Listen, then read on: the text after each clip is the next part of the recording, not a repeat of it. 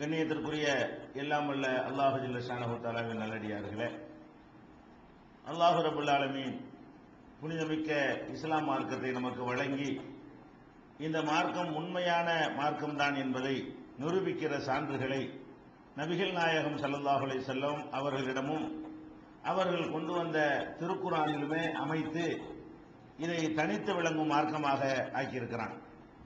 அந்த வகையில் 1400 ஆண்டுகளுக்கு முன்னால் எழுத படிக்க தெரியாத ஒரு சமுதாயத்திலே பிறந்த முஹம்மது ஸல்லல்லாஹு அலைஹி வஸல்லம் அவர்கள் எதை அல்லாஹ்வுடைய வேதம் என்று சொன்னார்களோ அந்த வேதத்தினுடைய ஒவ்வொரு வரிகளும், அது சொல்லக்கூடிய ஒவ்வொரு உண்மைகளும் இந்த நூற்றாண்டிலே கண்டுபிடித்து உறுதி செய்யப்பட்ட உண்மைகளை முன்கூட்டியே சொல்லக்கூடிய வகையில் அமைந்திருக்கிறதை நாம் நேற்றைய தினமும் அதற்கு முதல் நாளும் பார்த்தோம். அந்த தொடர்ச்சியில இந்த பூமியில வாழுகிற மனிதன் இந்த பூமியிலிருந்து வெளியே பிற கோள்களுக்கு பிரயாணம் செய்கிற அளவுக்கு இன்னைக்கு வளர்ந்திருக்கிறான்.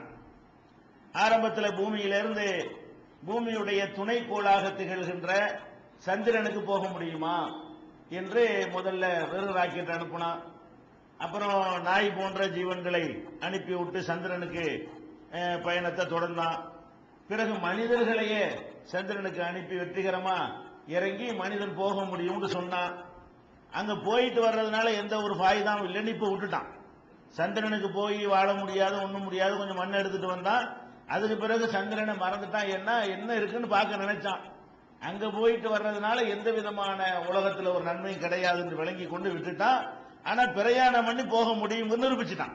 மனிதன் இந்த பூமியை தாண்டி வெளியே போக இயலுமா என்றால் இயலும்.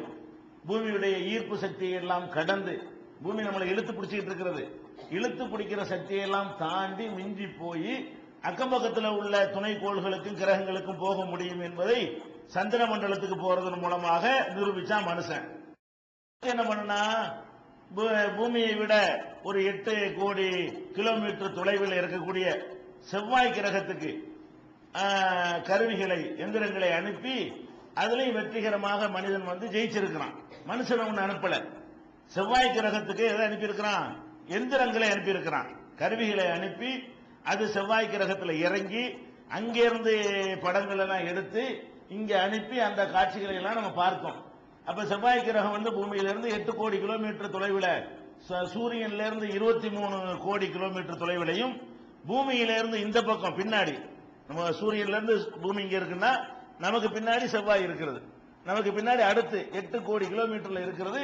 அதுக்கு கூட மனுஷன் ஆள் இல்லாத கலங்களை, விண்கலங்களை அனுப்பி இருக்கிறான். ஆளை அனுப்ப முடியுமான்னு சோதிக்கிறதுக்கு முன்னாடி குரங்கு அனுப்புவான், நாய் அனுப்புவான். அதுக்கப்புறம் என்ன செய்வான், ஆளை கூட அனுப்ப முடியுமான்னு வருவான். ஆனா இப்ப ஆளை அனுப்பல.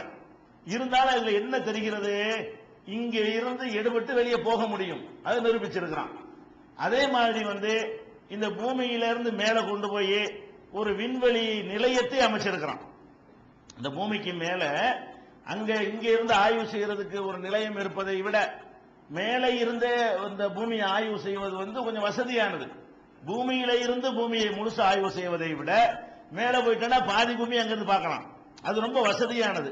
அதனால இந்த பூமியை ஆய்வு செய்வதற்காக வேண்டி, தட்பவெப்பத்தை ஆய்வு செய்வதற்காக வேண்டி, கோள்களை ஆய்வு செய்வதற்காக வேண்டி விண்ணிலேயே மிதக்கக்கூடிய ஒரு ஊரை உண்டாக்க முடியுமா, ஒரு நகரத்தை உண்டாக்க முடியுமா என்று ஆய்வு செஞ்சு இப்ப பல நாடுகள் சேர்ந்து, அமெரிக்கா, ரஷ்யா, ஜப்பான், இன்னும் பல நாடுகள்லாம், பிரான்ஸ், இன்னும் பல நாடுகள்லாம் கூட்டாக சேர்ந்து ஒரு விண்வெளி நகரத்தையே அமைத்திருக்கிறார். அதுக்கு தான் அந்த கல்பனா சாவ்லாவும் போய் இறந்து போனது அந்த நகரத்துக்கு தான். அதே மாதிரி இப்ப போயிட்டு வந்த சுனிதா வில்லியம்ஸ்ங்கிற பொம்பளை போயிட்டு வந்த, அவங்க தெரிஞ்சதுனால அந்த பேரை சொல்ற, நிறைய பேர் போயிட்டு வந்துட்டாங்க. அப்ப இந்த மாதிரி கொலம்பியா ஓடத்தின் மூலமாக போய் அங்க தங்கி இருந்து அங்க ஒரு ஊரே அமைச்சிருக்கான். இது பூமி மிதக்கிற மாதிரி ஒரு ஊர் அங்க மிதக்குது, அது பூமியை சுத்தி வந்து கொண்டே இருக்கிறது. அப்ப அந்த மாதிரி பூமியை சுத்தி வரக்கூடிய இந்த மாதிரி எல்லாம் மனுஷன் போயிடுறான் பாருங்க. விண்வெளியில பிரயாணத்துல எப்படி அட்வான்ஸா இருக்கான்னு கேட்டா, பக்கத்தில் உள்ள சந்திரனுக்கு போயிட்டு வந்துட்டான். அது 3,00,000 கிலோமீட்டர் தான். அது பெருசா சாதனையா பேசணும்.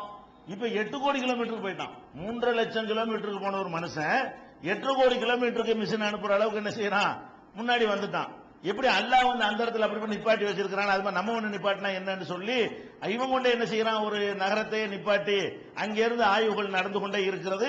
அந்த கட்டுமானப்படி ஒன்னும் முடியல, 2010 தான் முடியும். அந்த நகரத்தை உருவாக்குறதுக்குரிய சாமான் ஒவ்வொரு பொருள் இங்கேருந்து போய்கிட்டு இருக்கிறது. ஜாமான கொண்டு போய் கட்டுமான வேலை தான் நடந்துகிட்டு இருக்க, நகரத்தை அமைச்சுக்கிட்டு இருக்கிறாங்க ஆய்வு செய்வதற்காக வேண்டி. அப்ப இன்னும் 3 வருஷத்துல தான் அது முடிவடையும். அது முடிஞ்ச பிறகு இங்கிருந்து சுற்றுலாவுக்குலாம் ஆட்களை கூட்டிட்டு போவாங்க. இங்கிருந்து ஊட்டி கொடைக்கானலுக்கு போற மாதிரி என்ன செய்யலாம், அங்க விண்வெளி நகரத்துக்கு போயிட்டு வரும் வாங்கன்னு சொல்லி அழைச்சிக்கிட்டுலாம் போக போறாங்க. அது ஒரு 300 லட்சம் கிலோமீட்டருக்கு மேல இருக்கிறது. பெரிய லெவல்லாம் இல்ல, லட்சக்கணக்கெல்லாம் போகல. 300 லட்சம் கிலோமீட்டருக்கு மேல கொண்டு நிப்பாட்டி என்ன செய்யறான், ஒரு ஒரு நகரத்தையே உண்டாக்கி கொண்டிருக்கிறான். ஒரு 70% அது பூர்த்தியாகி இருக்கிறது. அப்ப இதெல்லாம் வந்து இதுல என்ன தெரிகிறது என்றால், இந்த பூமியில வாழுகிற நாம் இந்த பூமியை விட்டு வெளியேறி, பூமி எவ்வளவு தூரத்துக்கு நம்மளை இழுத்து பிடிக்குமோ அதை கடந்து போய் கிரகங்களுக்கு போகலாம், கோள்களுக்கு போகலாம், துணைக்கோள்களுக்கு போகலாம். நாமளே சில சேட்டலைட்டுகளை நிப்பாட்டலாம். இதுவும் மேல போற விஷயம் தானே. துணை நகரம் அமைச்ச மாதிரி என்ன பண்ணிருக்கிறான், சேட்டலைட் செயற்கை கோள்கள் அங்கங்க நிப்பாட்டி வச்சிருக்கான். அதெல்லாம் ஒரு நகர அளவுக்கு பெருசு கிடையாது. இந்த பில்டிங் அளவுக்கு ஒரு பெருசா இருக்கும்னு வைங்களேன். இந்த பில்டிங் மேல ஒரு 5 பில்டிங் அளவுக்கு ஒரு பெருசா இருக்கும். அதுல போய் என்ன செய்வான், அந்த ஒளிபரப்பு சாதனங்கள் எல்லாம் அமைச்சு இங்க இருந்து டிவி நிகழ்ச்சிகள்லாம் ஒளிபரப்புறாங்க. இது அங்கதான் போகுது, அங்க உள்ள கருவிகள் மூலமாக இங்க வந்து கொட்டப்படுது. அப்ப அந்த மாதிரியான செயற்கை கோள்கள் மாத்திரம் என்ன செய்யறான், பல்லாயிரக்கணக்கில் மிதக்க விட்டுருக்கிறான். பல்லாயிரக்கணக்கான செயற்கை கோள்கள் இருக்கிறது.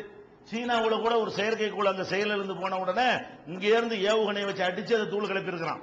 அது இந்த தகர் தெரிஞ்சுட்டான், அது வேஸ்டா இருக்குன்னு உடனே அது மத்தமா யூஸ் பண்ணிடக்கூடாதுங்கிறதுக்காக இங்க இருந்து ஒரு ஏவுகணை அடிச்சு அவனுடைய செயற்கைக்கோள் செயலிருந்த செயற்கைக்கோளை போன வாரம் என்ன செஞ்சான், அதை வந்து தகர்த்து தூள் தூள் ஆக்கி இருக்கிறான். இப்படி ஆகாயத்துல புகுந்து விளையாடுறான் மனுஷன் விண்வெளியில பாத்தீங்கன்னா.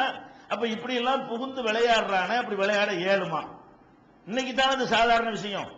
இன்னைக்கு தான் அது வந்து மிக சின்ன எல்லாருக்கும் தெரிஞ்ச விஷயமா போச்சு. இது மாதிரி போக முடியும் ஒரு 50 வருஷத்துக்கு முந்தி சொல்ல இயலுமா? ஒரு 100 வருஷத்துக்கு முந்தி சொல்ல இயலுமா? ஒரு 200 வருஷத்துக்கு முந்தி சொல்ல இயலுமா? இந்த ரைட் சகோதரர்கள் விமானத்தை கண்டுபிடிக்கிறதுக்கு முன்னாடி சொல்ல முடியுமா? விமானத்தை கண்டுபிடிக்கும் பொழுது கூட இப்படி எல்லாம் போகணும்னு அவன் நினைச்சு பார்க்கல. இப்படி கோடிக்கணக்கான கிலோமீட்டர் போக முடியும் அவன் நினைச்சு பார்த்திருப்பான். அந்த இடத்துல அப்படி நிறுத்தி வைக்க முடியும் அவன் யோசிச்சு பார்த்திருப்பான். அப்படிலாம் யோசிச்சு பார்க்கல. ஆனால் ஒரு 1400 வருஷத்துக்கு முந்தி இதை பத்தி சொல்ல முடியுமா என்று சிந்தித்து பார்த்தீர்களே. ஆனால் திருக்குறான புரட்டினா இவங்க என்ன செஞ்சாங்களோ அதெல்லாம் போட சின்ன புஷ்னு சொல்லுது. இதெல்லாம் சாதாரண விஷயம்டா, இதெல்லாம் உனக்கு முடியும்டான்னு குரான் சொல்லுது. அதே நேரத்தில் இன்னொன்னு கவனிக்கணும், 2 விஷயம் இருக்கிறது. நம்ம வாழ்றது பூமியில இருந்து மேல போறதை பற்றி குரான் என்ன சொல்லுகிறது, போக 7 சொல்லுதா 7 சொல்லுதாங்கிறத இது ஒரு பக்கம் வச்சுக்கிறங்க. ஆனா போய் காட்டியிருக்கிறான். அடுத்து நம்ம வாழ்ற பூமி இருக்குல்ல, பூமிக்கு உள்ளக்க போறதுன்னு ஒண்ணு இருக்குல்ல. நீ மேல போயிருக்கிறீல்ல, மேல போன மாதிரி பூமிக்கு உள்ளேயும் போகணுமா இல்லையா?